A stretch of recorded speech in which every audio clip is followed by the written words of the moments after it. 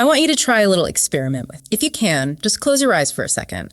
I want you to summon a specific memory. It might be from years ago, or maybe happened just last week. Think of a moment where the world stopped feeling so chaotic and suddenly felt, well, malleable. You're talking about that rare sensation where things just click into place. Exactly. Maybe you were staring down a deadline that felt absolutely impossible, the kind that usually makes you want to just curl up in a ball. Right. Or maybe you were in the middle of a crisis, a really high pressure situation where everyone around you was losing their heads, but you didn't panic. Right. Instead of that fear, you felt this strange, almost cold surge of energy, a calmness. You felt unusually focused. It was like your mind became completely, totally absorbed in the task at hand. And the rest of the world, the noise, the distractions, the clock ticking on the wall, it all sort of fades away, it goes into the background. You were totally present. And in that state, ideas probably started coming to you in a way they normally don't. Yeah. Maybe the solution just popped into your head, fully formed. Or your hands just knew what to do before your brain could even really process it. Yeah.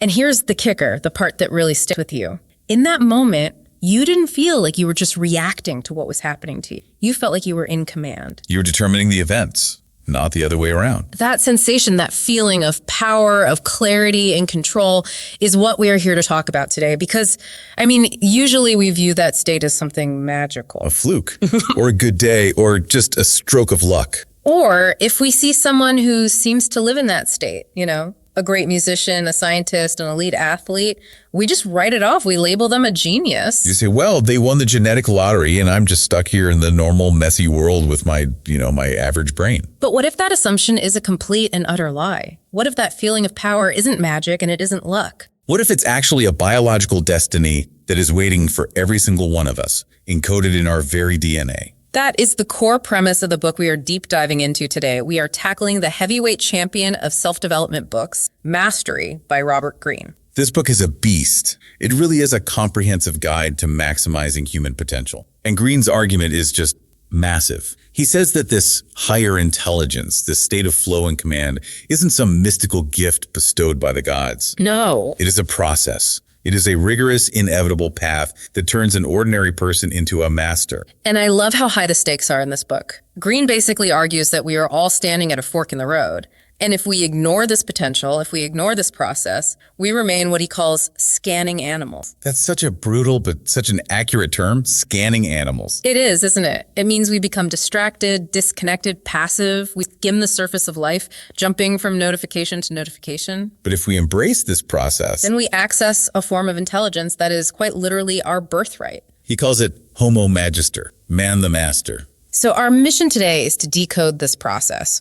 We aren't just going to talk about working hard. We are going to walk through the specific phases of mastery, from discovering your calling all the way to that high-level intuition. And along the way, we're going to debunk that myth of talent and show you exactly why you are built for this. And to do that, we have to start at the very, very beginning. And I don't mean your childhood. I mean the biological basis of why we are built for this. We need to look at human evolution. This was one of the most surprising parts of the research for me. You don't usually associate mastering a skill like, say, coding or playing the cello with hunter-gatherer survival. No, but Greene draws a direct line. He really does. He takes us back 3 million years. We have to look at our ancestors, the early hunter-gatherers on the savannas of East Africa. Now, I want you to just picture this environment. Okay. It's hostile. It's incredibly dangerous. And if you look at early humans physically compared to the other animals around them, we were pretty pathetic. Thanks a lot, evolution. But it's true. It is. We were short, we were slow, we were weak, we didn't have claws, we didn't have fangs, we didn't have armor or any kind of poison. So in a straight fight with a leopard or a pack of hyenas, human loses every single time. So the fundamental question is, how did we not only survive, but become the dominant species on the entire planet? It wasn't our muscles, it was our brains. Specifically, it was how our brains processed the world. Greene points to 2 main biological traits that evolved during this time. Which are? The visual system and social intelligence. Let's unpack the visual first, because Greene talks about this dramatic shift from living in trees to living on the open grasslands. Right.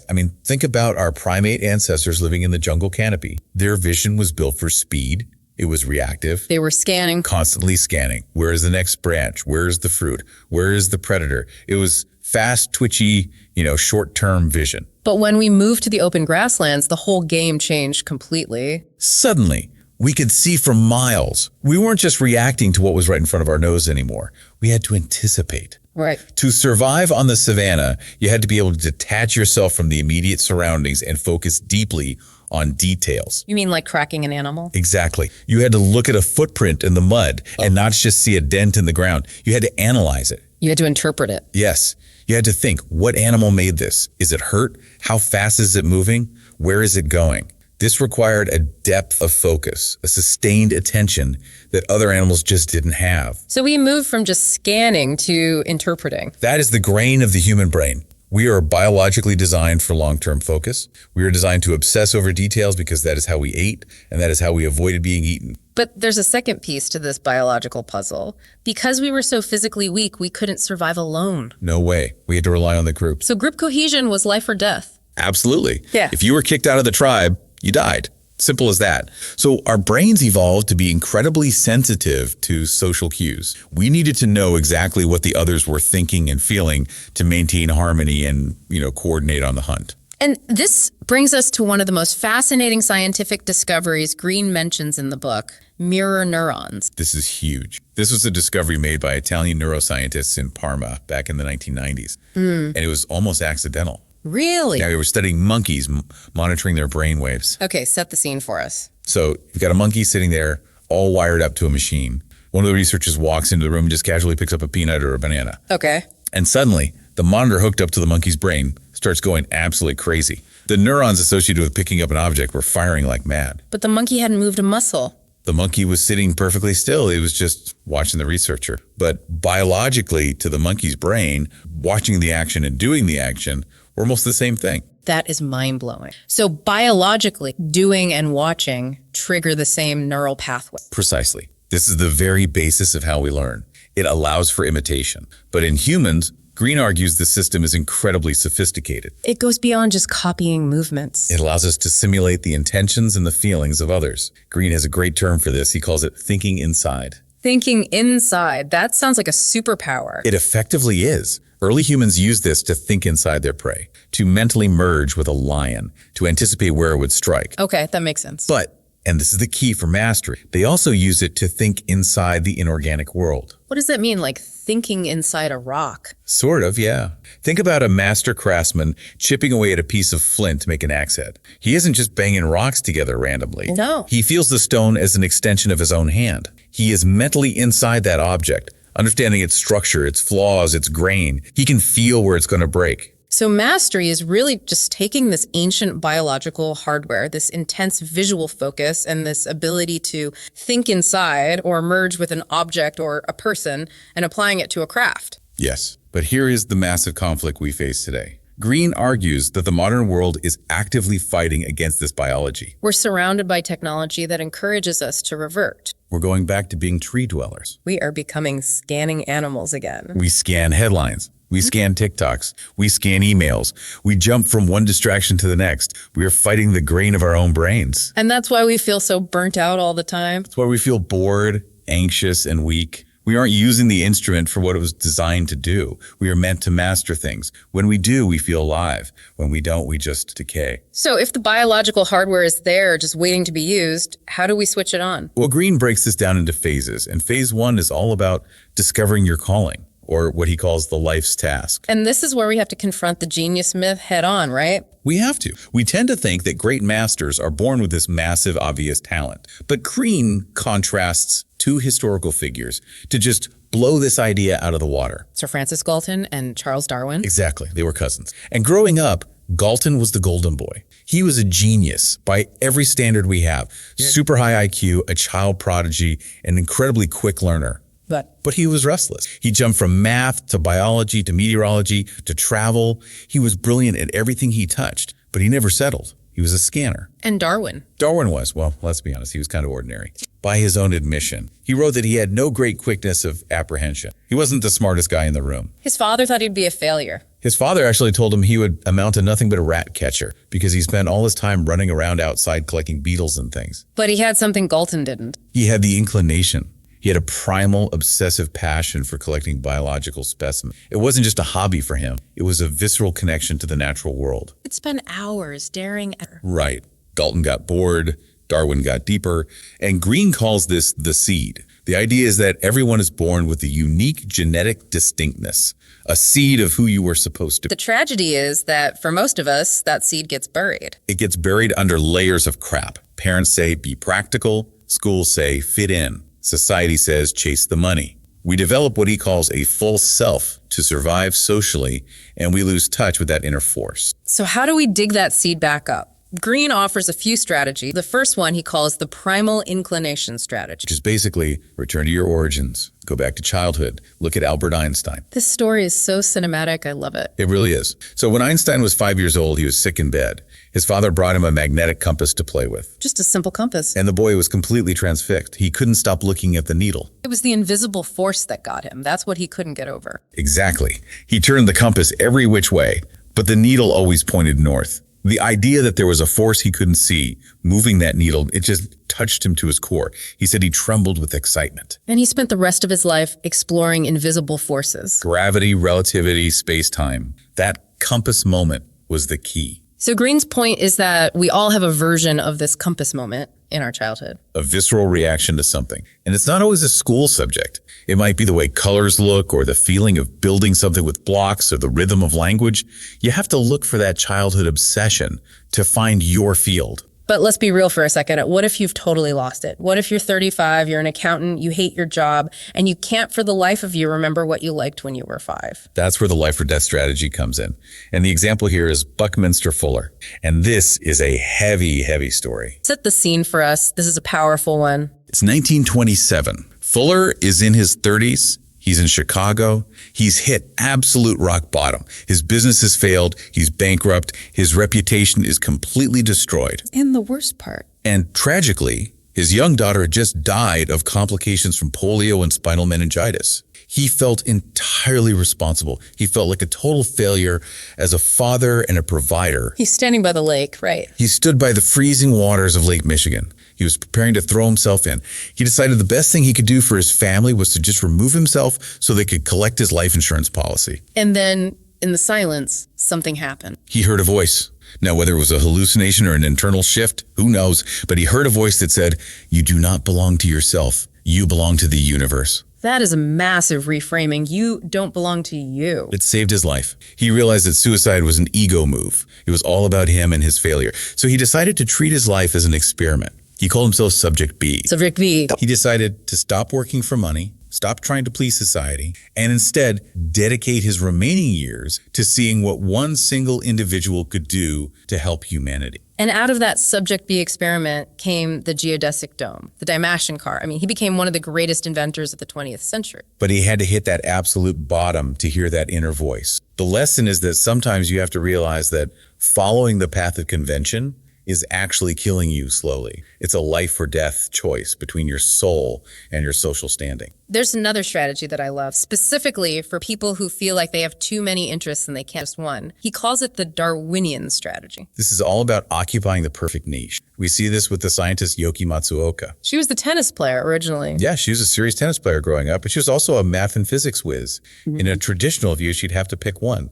Be an athlete or be an engineer. But she combined them. She refused to choose. She merged robotics, the mechanical side of her brain, with neuroscience, the biological side. She built these incredible robotic hands that mimicked the actual neural signaling of the human hand. So by combining two disparate fields, she created a niche where she had no competition. She was the only one there. That's the Darwinian part adaptation. Exactly. Yeah. If you have two passions that seem like they don't fit together, don't drop one.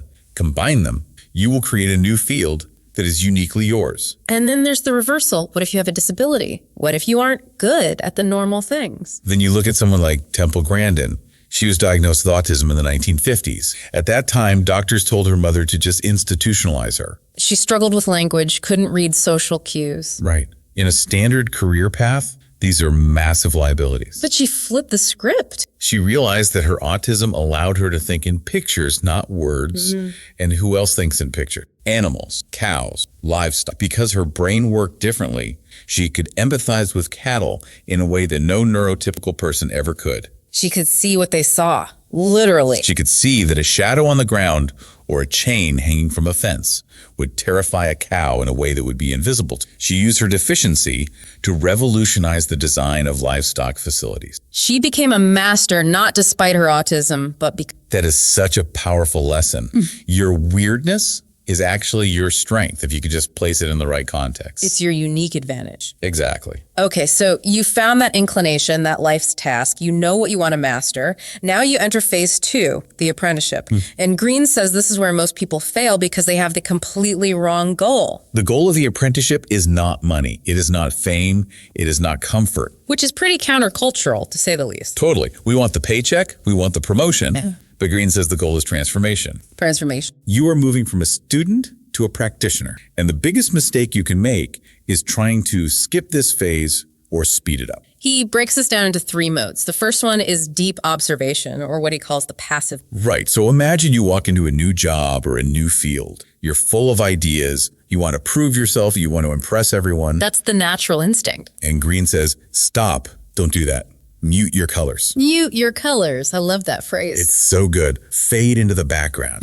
You are an anthropologist studying a strange new tribe. You need to observe the rules. And not just the rule book, but the real rules. The unwritten rules. Who holds the actual power? How does information flow? If you come in blazing, trying to show how smart you are, you're going to step on landmines you didn't even know were there. You need to be a sponge first before you can be a fire hose. Exactly. Keep your head down and your eyes wide open. Okay, so once you've observed, you move to step 2, skills acquisition, or the practice mode. This brings us to the medieval model of apprenticeship. Which was rigorous.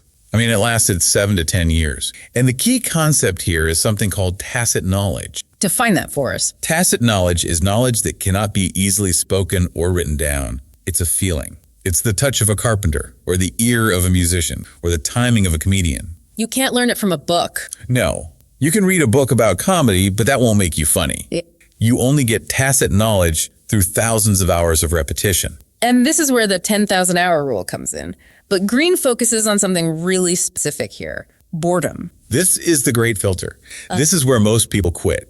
We live in a dopamine-addicted culture. We want everything to be fun and gamified and exciting from minute 1. Right. But learning a deep skill involves what he calls a cycle of accelerated returns. And at the beginning, it is hard, it is awkward, and it is boring. You have to embrace the tedium. That's the secret. Amateurs look for fun. They get distracted. Masters find a perverse pleasure in the boredom of practice because they know it is building the skill. Because they know what's on the other side of it. If you push through that boredom, eventually the skill becomes hardwired, the neural pathway becomes a superhighway, and suddenly it becomes fun because you're good at it. You enter a state of flow. But you have to earn the fun. You have to earn it through resistance. There's a fantastic story here about Cesar Rodriguez, the fighter pilot, that illustrates this perfectly. I love this example because Rodriguez wasn't natural. He wasn't the Top Gun golden boy. When he started his training, he was completely overwhelmed. Put us in the cockpit with him. What was that like? Imagine flying a jet at Mach 1. You have a radar screen, altitude gauges, fuel levels, comms, weapon systems. It's just a fire hose of information. An information overload. And Rodriguez was freezing up. He couldn't process it all. He was failing. He was on the verge of washing out. So how did you turn it around? He went to the simulator. And he didn't just fly around. He practiced his scan pattern. He forced his eyes to move from the radar to the altitude to the speed in a specific repetitive loop for hours and hours and hours until his eyes did it automatically. He didn't have to think about it. And that led to what Greene calls the fingertip feel. Exactly. Because he hardwired the scan pattern, he didn't have to consciously think, check altitude anymore. His brain just did it for him. This freed up his conscious mind to think about the bigger picture, the battle strategy. The plane became an extension of his body. That's the goal of apprenticeship. The tool disappears, and you become one with the process. And then we have the third mode, experimentation. This is where you finally take the training wheels off. You have to move from imitation to innovation. You have to put your work out there. You have to expose it to the public. You have to get criticized. Which is terrifying. It's terrifying, but it toughens your character. You learn what actually works in the real world versus what just works in your head. Now, navigating this apprenticeship path alone is slow. It takes a really long time. That's why phase 3 is all about the mentor dynamic. Absorb the master's power. Greene uses a great metaphor here. He says, the mentor is the philosopher's stone. From alchemy, turning lead into gold. Right. The stone turns the base metal of raw information into the gold of practical application and wisdom. Why is a mentor so much faster and more efficient than self-teaching? Because a book can't watch you and tell you where you specifically are going wrong. A mentor provides immediate, realistic feedback. They criticize you. They tweak your form. They push you. Look at Michael Faraday. Faraday is the perfect example. He was a nobody, a bookbinder's apprentice in 19th century London. He had no formal education. He was from the lower class.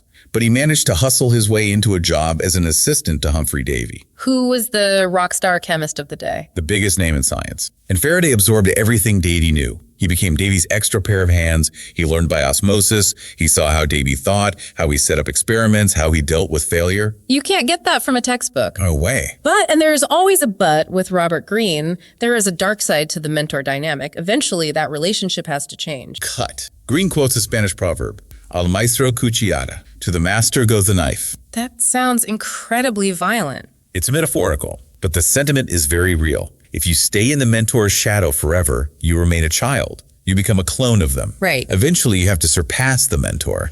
And usually the mentor doesn't like that very much. Davy definitely didn't like it with Faraday. Not at all.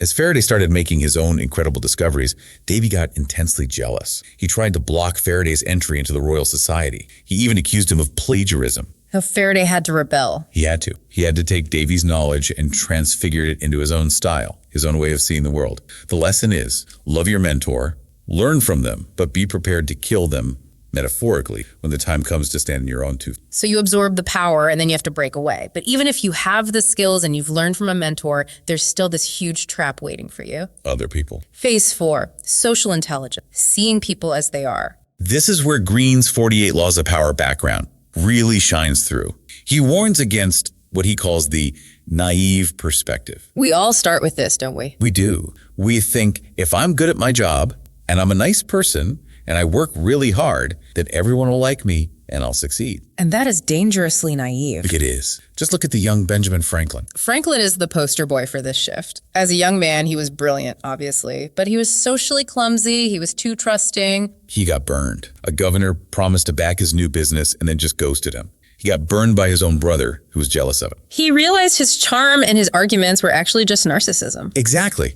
He was focused on himself, on proving how smart he was. He wasn't looking at the people he was talking to, at their motivations, at their insecurities. So he made a radical shift. He decided to view people, a scientist, views a weather pattern or an animal. Total detachment. Exactly. If someone is envious or rigid or passive aggressive, he didn't take it personally anymore. He viewed it as a natural phenomenon. It's like a storm. You don't get angry at a thunderstorm and scream at the clouds. You just get an umbrella and navigate around it. Right.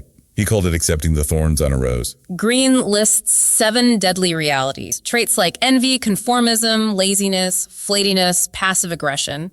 And you have to accept that these exist in almost everyone to some degree. The goal isn't to change these people or fix them. It's to observe them and navigate them without getting pulled into their drama. So social intelligence isn't about being fake or manipulative. It's about being observant. It's about not wasting your precious emotional energy on office politics. Save that energy for your work. Speaking of work, we've got the skills, the mentor, and the social savvy. Now we move to phase 5. Awaken the dimensional mind. This is all about creativity. But not the fluffy, let's brainstorm on a whiteboard kind of creativity. This is about moving from the conventional mind, which is rule-bound and tight, to the dimensional mind, which is fluid and expansive. Greene makes a really interesting distinction between the original mind of a child and the dimensional mind of a... Right. We are all born with an original mind. We're curious. We make weird associations. Everything is new. But society kills that. It beats the creativity out of us with rules and rote learning. So mastery revives that childlike... But, and this is the crucial difference, it revives it armed with the discipline and the knowledge of the apprenticeship. It's freedom plus structure. Exactly. You know the rules so well that you can now break them beautifully. One of the key strategies he talks about here is something called negative capability. It's a term from the poet John Keats. He used it to describe Shakespeare. It's the ability to sustain mystery, doubt, and uncertainty without an irritable reaching for a quick fact or reason. Why is that so important for creativity? Because the brain hates uncertainty. It hates ambiguity. We want to categorize things immediately. Oh, that's just like X. But if you categorize it too fast, you kill the novelty. You shut down possibilities. Right. To have a real breakthrough, you have to be able to sit in the discomfort of, I don't know, for a long time. He uses Mozart as an example. Mozart is a great one. Yeah. Late in his life, he discovered the music of Bach. Now, Bach was totally different from Mozart's stuff. Bach was rigid, mathematical, old-fashioned counterpoint. Not what was popular at the time. No. A lesser artist would have said, that's boring, that's old, and just ignored it. But Mozart didn't. He embraced the cognitive dissonance. He studied Bach. He absorbed that completely different style. He held the tension between his style and Bach's style until he could fuse them into something new and profound, which became his greatest late symphonies. Or Einstein holding the paradox of the light beam in his head. He thought about what it would look like to write a beam of light. It didn't make any sense according to Newtonian physics, and he held that paradox in his mind for 10 years. 10? Most of us can't hold an unanswered question for 10 minutes. That willingness to endure intellectual tension is what leads to the breakthrough. And speaking of tension, Greene describes the creative process not as some lightning bolt from the blue, but as a rhythm, saturation, incubation, and release. The eureka moment. We love the story of the apple falling on Newton's head. But the apple is completely useless unless Newton has spent 20 years saturating his mind with the problem of gravity. You have to do the work first. You work to the point of exhaustion, that's saturation. You hit a wall, you feel like giving up, and then, this is the key part, you stop, you let go. That's incubation. You take a walk, you take a shower. Exactly. And because you let go, the brain relaxes, the unconscious mind takes over, and the insight just snaps into place. The story of Évariste Galois is the most dramatic example of this tension I've ever heard. It's just an incredible, tragic story.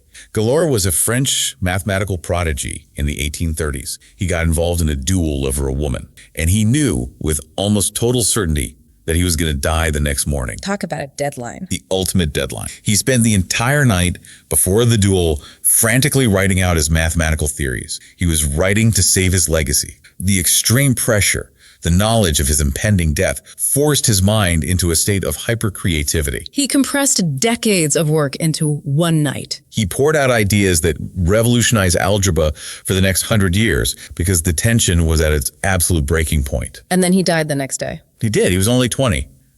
But his work lived on. It just shows what the mind can do when it's backed into a corner. So finally, after all this, we reach the summit, phase 6, mastery, fusing the intuitive with the rational. This is the third transformation. And Greene is very careful here. He says this high-level intuition is not magic. It's not mystical. It feels like instinct, but it's actually speed. It's the brain processing information so fast that it feels like a gut feeling. Yes. Greene sets the mark at around 20,000 hours of practice. At that point, the brain is so altered, so completely mapped to the field that you can see what he calls the dynamic. You see the whole picture at once. The example of the Caroline Islanders is just mind-blowing. It is. These are navigators in the South Pacific. For centuries, they have sailed thousands of miles of open ocean in small canoes without any instruments. No GPS, no compass, no sextant, nothing. So how do they do it? They feel their way. I mean, they've memorized the star position, sure, but they also read the shape of the clouds. They feel the way the boat rocks. The swell of the ocean reflects wave patterns from islands that are hundreds of miles away. Wow. They process all these thousands of data points, visual, tactile, auditory, simultaneously. It's not a calculation. They see the ocean as a single living system. To a Western sailor relying on charts and instruments, it looks like magic. It's just high-level pattern recognition. They're one with the boat and the sea. Jane Goodall is another example. She spent so much time with chimpanzees that she began to think like them. She could intuit their social dynamics because she had so deeply internalized their world. She wasn't just observing them, she was participating in their reality. Or Marcel Proust. Proust is the master of the social realm. To his friends, he seemed to be wasting his life. He slept all day. He went to parties. He gossiped. But he wasn't wasting time. He was observing. He was a social scientist. He was absorbing the microscopic details of society, the glance, the tone of voice, the insecurity behind a boast. And the result was In Search of Lost Time. He connected the entire spider web of Parisian society into a unified whole. He saw the universal laws of human nature underneath all the gossip. That is mastery. Seeing the whole ecosystem, not just the individual data points. So bringing it all together, what is the takeaway for the listener who is sitting there thinking, okay, this is amazing, but I'm not Einstein. I'm not a fighter pilot. I'm just trying to get through the week. The takeaway is the reversal. We have to kill the false self. That little voice in your head that says mastery is for special people. That voice that says it's arrogant or selfish to want power. Right. Greene believes mastery is the most positive, most generous contribution you can possibly make to the human race. If you are bored and disconnected and just going through the motions, you help no one. Exactly. You're just a drain. Yeah. But if you are a master, you solve problems, you create beauty, you help humanity evolve. And we have to reframe our relationship with. That is the ultimate key. You can be a slave to time, where time just means aging, decay, and boredom. Or you can make time your ally. How so? If you embrace the process, the apprenticeship, the practice, every single hour you spend is compounding interest on your skill. Time builds you up instead of wearing you down. So the X factor isn't talent. No, the X factor is the willingness to be unconventional, to follow that primal inclination, and the tenacity to stick with the dead time of practice when everyone else quits. It comes down to this then. Stop looking for the magic pill. Stop looking for the philosopher's stone outside of yourself. Exactly. You are the raw material. The process, the apprenticeship, the mentoring, the social intelligence, that is the alchemy. The time to start that transformation is right now. That's a powerful place to leave it. That was our deep dive into Robert Greene's mastery. A roadmap for the highest form of human intelligence. Thanks for listening. Go find your seed.